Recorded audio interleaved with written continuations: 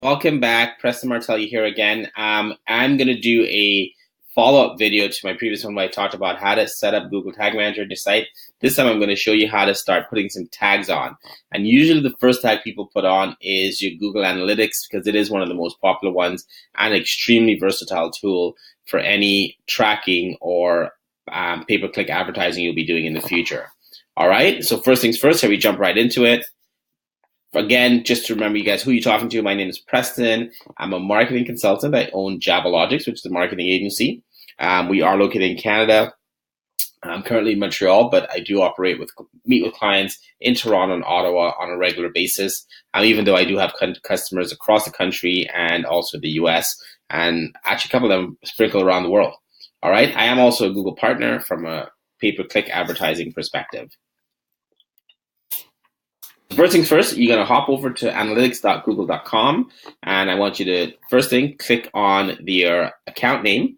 And so for the account name, this is usually like a name of a company or kind of the umbrella for it. It's just a naming convention that you can use to get back to this account in the future.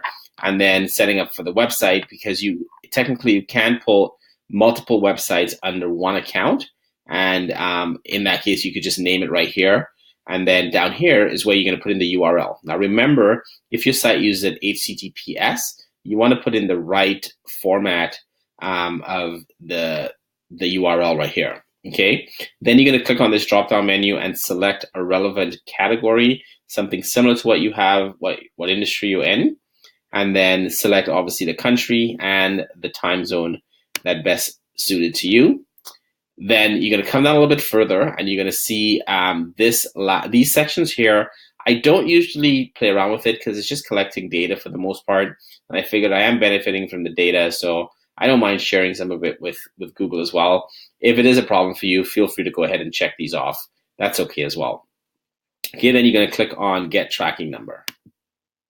Once you have that, you're going to get a pop-up on your screen that's going to give you a couple of terms and conditions, things you got to accept. This one right here is for GDPR, and then this one down here is for data control. You do need to check both of these and then click on the accept button at the bottom. Once you do that, you're pretty much done. Now you have your Google Analytics code, right? Now, if you are not using Google Tag Manager or using some of the previous stuff, you can pretty much just copy this code and stop here. Because later I'll be going into how to put this on Google Tag Manager.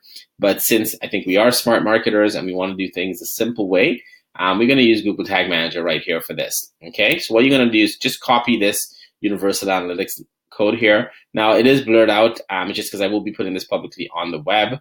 So you just never know who can get their hands on it and do something not too nice. So I'm just going to blur it out so to avoid any issues. Okay, but this should actually be a number instead of these little boxes. Then you're going to come right over here and you're going to see that we have the, right over here, you're going to click on New Tag. When you click on New Tag, you're going to come right over here to Google Analytics. And then you're going to see right over here, the first one is Universal Analytics. When you click on Universal Analytics, you're going to see this little drop-down menu. Click over here. Then you're going to select on New Variable. This is where you're going to go. You're going to take that code that we copied over here in your Google Analytics account, and we're going to actually paste it inside of here. Okay? Once you've done that, you simply click on the Save button right over here. Now we're going to go to Triggers. Okay? Now for the trigger, you're going to simply select on the trigger, select All Pages, and then click Save at the top. If you don't click on triggers, it's going to ask you if you want to leave, but it's going to give you a reminder because you have to select on what pages. Now you do want Google Analytics to fire on all pages, unless for some particular reason you don't want it to run on a particular page, but generally speaking, it'll be on all pages. Then you're going to get the prompt to rename your tag. What I usually do as a bit of a naming convention, I found this to be helpful, is it's usually called by default Google Analytics and Universal Analytics, which is kind of redundant. So what I do is I delete the Universal Analytics and I just paste in the Universal Analytics code right here. So this is what we had from the previous slide. I just paste it in here because you'll see that when we are checking the universal code on the website, it's going to make it a lot easier to see exactly what the tracking code is firing. Then you're going to go back to, once you hit save, it's going to take you right back over here, back at the way you started off. And a couple of things here have changed. The first things first, if you just installed the Tag Manager before, you may have done like me and forgot to turn off the preview mode, so it's still running, which is good because we're going to need to see it. But you also do notice that there's a little number 2 up here, meaning that there were 2 things added. Remember, we added a tag and a container. And so we have that to add in here. So anytime there's a number 2 here, that means there's changes that need to be updated, right? So what we're going to do is we're going to go ahead and hit submit. And then we're going to have to see, it's going to show us that all the versions that we did. So we made some version changes and we made a version summary. We made 2 changes of the version.